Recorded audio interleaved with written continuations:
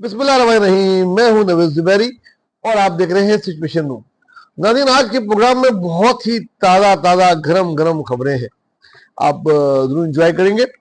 आज के प्रोग्राम में है कि कश्मीर में पीपल्स पार्टी का वजीर आजम आ रहा है और ये आपको एक दो दिन में पता लग जाएगा कौन है। इसके बारे में बात करेंगे। मरियम का खौफ क्यों है इतना, मीडिया पे भी, पीपल्स पार्टी पे, सारी जमातों पे, इसकी क्या वजह है, ये हम बात करेंगे। कच्चे के डाकुओं के मजे ही मजे, पक्के के डाकुओं का क्या, ये बात करेंगे आज हम। आफाक के खौफ से एमकेएम एक हुई या अल्ताफ हुसैन ने कुछ ऐसा कहा कि एमकेएम जिसमें दरारें पड़ गई थी, पीएसपी अलग हो रही थी और पाकिस्तान अलग नजर आ रही थी, गवर्नर साहब बीच में थे, पेंडुलम बने हुए थे, झुकाव एक तरफ था, वो सब एक होने जा रहे हैं अगले हफ्ते। इसकी वजह क्या है, ये हम बात करेंगे। और उबैद केटू जो रिहा हुए हैं, रिहा होने के बाद वो क्या करेंगे, इस पे भी कुछ डिस्कस कर लेंगे। तो ये है आज का प्रोग्राम। चलते हैं अपने मेन टॉपिक की तरफ। कश्मीर में क्या होने जा रहा है, कहते हैं कश्मीर में या तो जो होता है फिर वो पूरे पाकिस्तान में होता है, या पूरे पाकिस्तान में जो हो जाता है उसके बाद कश्मीर में होता है, और ऐसा चला आ रहा है। अगर हम इसकी तफसीलात में जाएंगे तो लंबी हो जाएगी, तो मैं खाली ये बता रहा हूं कि कश्मीर में बहरहाल तब्दीली नजर आ रही है और कश्मीर में आज रात ये नाम डिसाइड हो जाएगा कि जो यासीन अगले वजीर आजम होते हैं या सरदार याकूब या किसी और की लॉटरी खुलती है। लेकिन आज रात इस्लामाबाद में ये बात तय हो जाएगी। पीपल्स पार्टी को ग्रीन चिट मिल चुकी है। आज पीपल्स पार्टी का इजलास है इस्लामाबाद में, जिसमें Bilawal Bhutto, Faryal Talpur, Asif Zardari, Peoples Party central executive के कई अहम मेंबरान और कश्मीर के जितने भी मेंबर पार्लियामेंट के साथ साथ और कुछ रहनुमा शरीक हो रहे हैं। कश्मीर के अलावा भी बात होगी इसमें, देखते हैं कि वो मंजिल आम पे आती है कि नहीं। पंजाब में पीपल्स पार्टी खुश नहीं है और वो नवंबर में होने वाले इलेक्शन में साफ एक तरीके से उन्होंने कह दिया है कि सर हम नून लीग के साथ मिलकर इलेक्शन नहीं लड़ सकते, बस हो गई है हमारी। तो मेरे ख्याल में पंजाब में जो भी 5 ज़मीनी इलेक्शन होने जा रहे हैं उसमें पीपल्स पार्टी नून लीग के साथ नहीं होगी, इसका भी फैसला होगा। 1 महीने का जो सीज फायर है, सो कॉल सीज फायर, अंदर जो चिंगारियां हैं वो किसी वक्त भी आग भड़क सकती है। एनीवे, आगे चलते हैं। मरियम का खौफ क्यों, मरियम का इतना खौफ है, मरियम की इतनी इस वक्त मीडिया पे और बोले तो तमाम पार्टियों पे कि कोई भी मरियम के खिलाफ बोल नहीं सकता, और वो जिसके खिलाफ चाहती हैं वो, और उनकी हमनाम मरियम औरंगजेब जिसकी चाहती हैं वो दुर्गत बना देती हैं। गलत अल्फाज ना बोल दूं मैं, समझ तो गए होंगे आप। तो उनको खुली छूट है और ये दूसरा कोई नहीं बोल सकता। आज पंजाब ना सिर्फ पाकिस्तान का बल्कि पूरी दुनिया का सबसे आलूदा तरीन सूबा है। क्या पिंडी, क्या लाहौर और क्या फैसलाबाद, सियालकोट, सब, बाकी शहर भी बचे हुए नहीं है, कराची का भी 4था-5वां नंबर है, लेकिन लाहौर तो फिर लाहौर है और फिर पंजाब तो पंजाब है, उसके लिए कोई भी नहीं बोल सकता। बोले तो जरा पीपल्स पार्टी या कोई तो लग पता जाएगा। आने वाले पंचायती इलेक्शन जैसे कि लग रहा था कि वो उनको मंजूर नहीं है, अभी शी इज नॉट रेडी, तो वो आगे बढ़ा दिए गए। उससे पहले टीएलपी खत्म कर दी गई, पीटीआई नामी जमात तकरीबन खत्म कर दिए, ना निशान है ना कुछ है। जो जमात है उसकी मर्जी जिस पे जाए शामिल हो। नंबर गेम का फर्क है, कुछ नंबर गेम का इंतजार है। अगर वो जब पीएमएल पूरे हो जाएंगे तो फिर वो बताएगी पीपल्स पार्टी को कि वो है क्या और मरियम साहिबा है क्या। मीडिया कुछ बोल नहीं सकता, इतने लिफाफे, इतने इश्तारात अपने मनपसंद को दे रहे हैं कि वो सब खामोश है। यासिन में भी दे रहे हैं, लेकिन दे रहे हैं और ले भी रहे हैं। और वहां यहाँ फ्यूजन पिक है, जो मिनिस्टर के और मिनिस्टर के दोस्तों के दोस्त हैं उन लोगों को स्टार मिलना है या वो नहीं, और 4-5-6 बड़े चैनल उनका तो मिलते ही हैं। वहां और उनमें बड़ा फर्क है। वो अपने चीजों को, अपने फंड को अपने फायदे के लिए इस्तेमाल करते हैं, पार्टी के लिए, और यहाँ पे जाती तौर पे। बहरहाल इस हम कहीं और निकल जाएंगे। तो मरियम का खौफ है और वो पीपल्स पार्टी भी कुछ नहीं बोल सकती, बाकी सारी जमातें भी नहीं। तो उन्होंने ऐसा होल्ड करके रखा है कि ये सब उन्होंने सबको टाइट करके रखा है। ये कब तक रहेगा ये देखना है। और तो और वजीर आजम भी उनसे बात नहीं कर सकते किसी चीज पे, माफी की तो क्या बात करेंगे। कच्चे के डाकुओं पे आते हैं। जनाब क्या बात है जनाब, कच्चे का डाकू।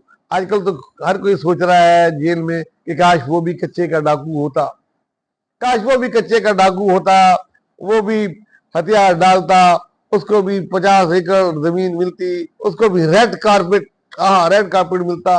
क्या खाने में तीतर था, हिरन था और पता नहीं कौन कौन से गोश्त थे, क्या क्या लवाजमात थी, क्या मजे चल रहे हैं यार। ये सब चीजें सुन रहे हैं, इसमें कितनी सदाकत है कितनी नहीं है, कुछ तो देखिए। हमने अपने आंखों से देखा है यार, मीडिया पर रेड कारपेट पे डालते हुए, ओ बाबा फला है, ये आया है, इसके 50 मुकदमात थे, ओहो इसके 70 थे, इसके 20 थे, ये वो। क्या है यार, अब क्या इसमें बात करें, क्या रह गया इसमें बात करने का। अल्लाह करे ये जो इनकी कोशिश है इनको सही करने की, सही हो। इसके बावजूद कराची से एक ताजिर अगवा होके बादराबाद से कच्चे के इलाके में पहुंच गया। तो ये क्या है भाई, करने क्या हो, करने क्या जा रहे हो, कोई चीज क्लियर बता दो आवाम को। और फिर जो पक्के के डाकू हैं उनका क्या, उनके लिए कुछ कर रहे हो आप, या उनको भी आम माफी वाफी का ऐलान है? कुछ जेल में, क्या बोलूं, कुछ जेल में दिहाइयों से बंद है लोग, उनके भी कसूर था। इतना नहीं था, किसी ने 7 पुलिस वाले मारे हुए कच्चे के डाकू ने, तो किसी ने 25 अगवा किए हुए, लोगों ने अपने घर भेज भेज के उनको तवान दिए। उनको जब जम्बिश कलम रिहा कर दिया, रिहा क्या कर दिया, माफी दे दी, पकड़ा ही नहीं। तो वो जो 10-10 साल तक कहते हैं कोई नजर उन पे भी कर लो, छोड़ दो कि किस पार्टी के हैं किसके नहीं है। इंसान है, इंसान के बच्चे हैं, 10 साल में तो वो क्या हो जाता है इंसान अंदर जाके। तो उनको भी, उनके लिए भी कुछ करो ताकि ये फर्क थोड़ा सा खत्म हो। अच्छा काम है करें, इसमें वो नहीं है। ये रेड कारपेट दे दिया करो, वैसे ही हथियार डलवा दो बुला के कच्चे में। इस तरह पता नहीं हीरो बना रहे हो क्या बना रहे हो, कुछ समझ से बाहर है। बहरहाल हम अपने मेन टॉपिक की तरफ आ रहे हैं कि अल्ताफ हुसैन ने ऐसा क्या कहा, या आफाक ने क्या कहा कि एमक्यूएम एक होने जा रही है, और एमक्यूएम क्या थी। उससे पहले एक आध और बात कर ले। उबैद केटू साहब रिहा हो गए हैं, बड़ी 27 साल की उम्र कैद की थी, उनको कई दफा बीच में रिहा हुए थे, फिर 90 से गिरफ्तार हो गए थे।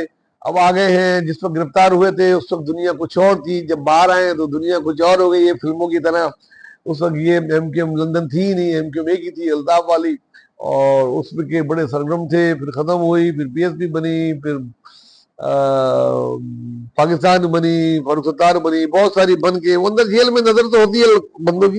लेकिन अब जब वो बाहर आए तो एमक्यूएम दोस्तों में बटी हुई है, एक पीएसपी और एक पाकिस्तान। तो वो किधर जाएंगे देखने में तो आया है। अब यही है कि वो फिलहाल पीएसपी की तरफ झुकाव है उनका, लेकिन होने क्या जा रहा है ये बता रहे हैं। अब हम आते हैं अपने मेन टॉपिक की तरफ।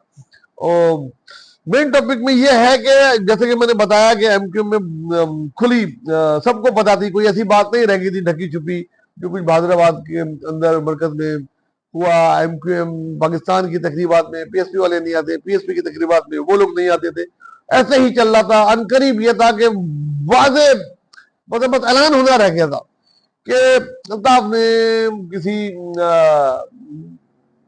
निजी महफिल में या शायद अमेरिका से खिताब करते हुए अपने सोशल मीडिया में कोई ऐसी बातें की जो यहां तक पहुंची, जिसका लुब लिबाब जो हमारे जराये से पहुंचे वो ये है कि आफाक अनकरीब कराची को होल्ड कर लेगा। पिछले दिनों हमने देखा कि आफाक अहमद साहब ने सेंट्रल में प्रोग्राम किए, ईस्ट में गुलशन ने प्रोग्राम किया, कल या शायद परसों कोरंगी में एक बहुत बड़ा शो करने जा रहे हैं। इधर तेजी के साथ उनकी यूनिट और चीजें खुल रही थी। यहाँ एमक्यूएम जो मिनिस्टर बन गए थे, गवर्नर, मकसद इक़्तिदार में जो चीजें होती हैं वो हो रही थी, और आपस में इतनी तफरीक हो गई थी कि बस लग ये रहा था कैसा है। लेकिन उनके इस बयान के बाद और आफाक के एक्टिव होने के बाद अब इन दोनों में से क्या चीज ज्यादा है, या किसी की सरजरिश के बाद, बहरहाल एमक्यूएम पाकिस्तान और एमक्यूएम जो पीएसपी थी वो दोबारा एक होने जा रहे हैं, और इस महीने के एंड में शायद किसी तकरीब में वो फिर शेर व शिकर हो जाएंगे और एक बड़ा शो करेंगे। मैं आपको बता रहा हूँ एमक्यूएम पाकिस्तान एक अनकरीब बहुत बड़ा शो करेगी, जिसमें आप देखेंगे कि उनके चेयरमैन और फारूक सत्तार, मुस्तफा कमाल, अजीज खान खानी और शायद गवर्नर भी हाथों में हाथ डाल के इस किस्म का निशान बना रहे हो, और ये कुछ भी हम देखेंगे। इसकी वजह क्या रही है ये वही जाने। बहरहाल ये था आज का प्रोग्राम। अपना दोस्तों खासकर गरीबों का बहुत ख्याल रखिएगा। फिर गर्मा गर्म खबरों के साथ हाजिर होते हैं। मेरा चैनल आप लोगों से गुजारिश है कि सब्सक्राइब कीजिएगा, लाइक कीजिएगा और इसको अगर सही लगे तो आगे फॉरवर्ड भी कीजिएगा। अल्लाह हाफ़िज़।